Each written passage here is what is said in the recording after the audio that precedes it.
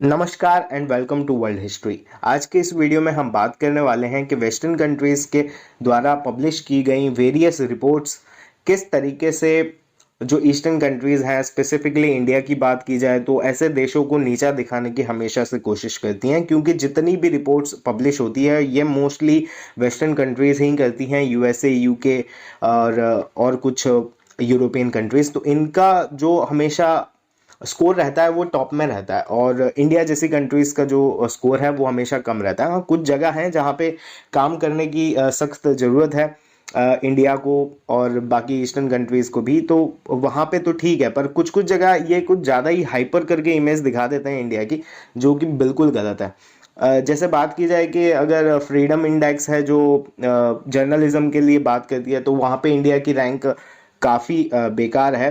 पर जो यूएसए के प्रेसिडेंट हैं हाल फिलहाल में, वो अपने जर्नलिस्ट को ऑन एयर गाली भी दे देते हैं। That's a great asset. More inflation. What a stupid son of a. अरे बाप रे, ये तो धोती खोल रहा है। तो वो खुद अपना नहीं देखते हैं, अपने गिरेबान में झांक के नहीं देखते हैं, और दूसरी कंट्रीज, स्पेसिफिकली हम इंडिया की बात करेंगे इस वीडियो में, तो इंडिया को हमेशा से अपनी रिपोर्ट्स के द्वारा नीचे दिखाया जाता है। एक और रिपोर्ट है इनकी जिनका आज हम एग्जांपल लेंगे। उसका नाम है ग्लोबल फ्रीडम रिपोर्ट, जो कि पब्लिश करता है यूएसए का एक संस्था जिसका नाम है फ्रीडम हाउस। उसके तहत इंडिया जो है वो पार्टली फ्री कंट्री है, मतलब वहाँ पे ज़्यादा फ्रीडम नहीं है, वो पार्टली फ्री है। वो ऐसा क्यों बोलते हैं? वो अपने जो भी स्कोर बेसिस निकालते हैं उसमें ये देते हैं पॉलिटिकल राइट्स का जो इनका नंबर का सेक्शन होता है, वहाँ पे इंडिया को अच्छे नंबर मिलते हैं। 40 में से ये लोग देते हैं अराउंड 34 के आसपास, और इनका जो दूसरा सेक्शन है जो 60 नंबर का होता है, उसमें इंडिया को ये लोग देते हैं सिर्फ 32 नंबर, और वो है सिविल लिबर्टी। मतलब इनका कहना है इंडिया के अंदर सिटीजन्स को सिविल लिबर्टी का जो हक है वो अच्छे से नहीं मिल रहा है। ये किस बेसिस पे बोलते हैं? ये हमारे जम्मू एंड कश्मीर में जिस तरीके से हमने अभी चीज़ें ठीक करी हैं, एक इंटरनल कंट्री का मैटर है, वो जिस तरीके से हमने शॉर्ट आउट किया है, उसको ये लोग बोलते हैं कि वहाँ पे सिविल लिबर्टी जो है कश्मीरी लोगों की, वो आहत हुई है। और जो सीए प्रोटेस्ट हुए थे हमारे, उनको भी ये कंसिडरेशन में लेते हैं।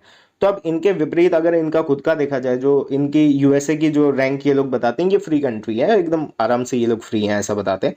तो यहाँ पे अगर हम देखें यूएसए में, तो आपने बीच में सुना होगा black live matters, George Floyd को इन्होंने, इनके पुलिस ने जिस तरीके से उनकी हत्या कर दी थी। तो ये अगर आप उसको कंपेयर करें तो ये मुझे नहीं लगता कि ये सिविल लिबर्टी वहाँ पे आहत नहीं हुई है यूएसए में।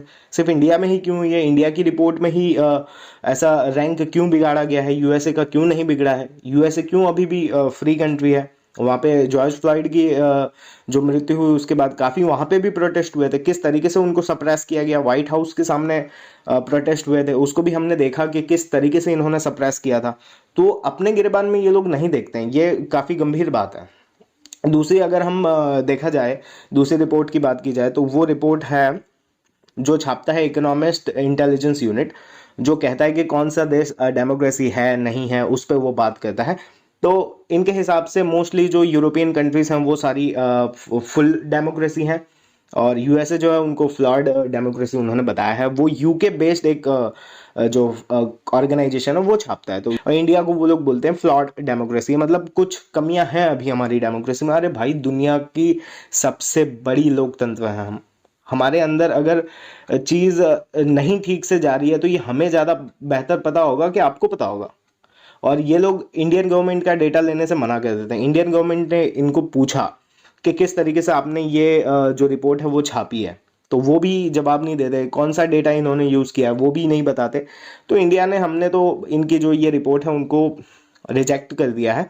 तो ठीक है, ये बात हो गई। इंडिया, चलो ठीक है, मान लिया फ्लॉड डेमोक्रेसी है। फ्रांस का रैंक यहाँ पे 24 है, जर्मनी का 14 है, फुल डेमोक्रेसी है।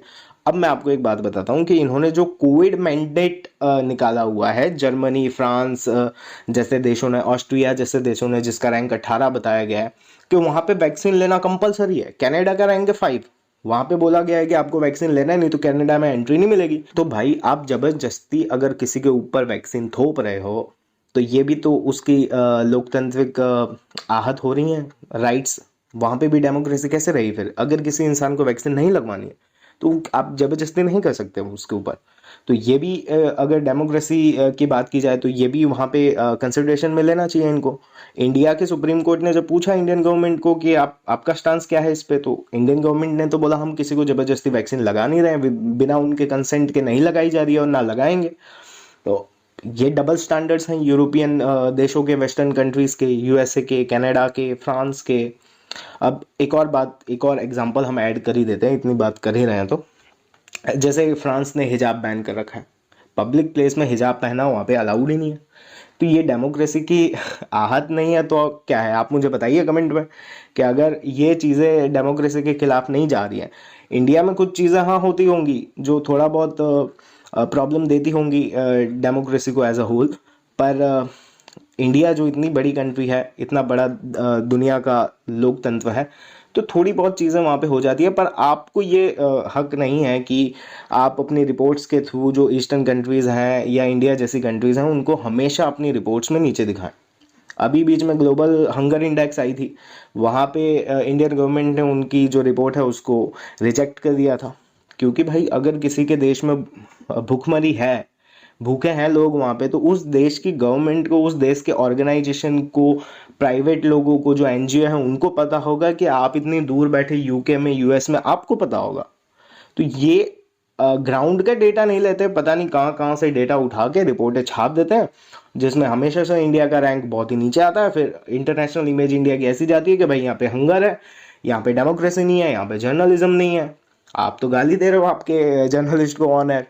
तो ये सारी चीज़ें इनको देखनी चाहिए। तो अब तो इंडियन गवर्नमेंट ने ऐसा स्टांस लिया है कि इनकी जो रिपोर्ट्स होती हैं उनको हम रिजेक्ट कर देते हैं। 2-3 रिपोर्ट्स हमने रिजेक्ट कर दिया, तो काफ़ी एक बोल्ड स्टेप है इंडियन गवर्नमेंट का भी। आप मुझे कमेंट बॉक्स में ज़रूर कमेंट करके बताएं कि ये आपको जो रिपोर्ट्स हैं वेस्टर्न कंट्रीज़ की वो किस तरीके से लगती है। ये सारे एग्जाम्पल देखने के बाद आप भी अपने कुछ एग्जाम्पल शेयर कर सकते हैं। कमेंट बॉक्स खुला है आपके थॉट्स के लिए। आज के वीडियो में इतना ही। पसंद आया तो लाइक करें, चैनल को सब्सक्राइब करें, क्योंकि history repeats itself. Thank you.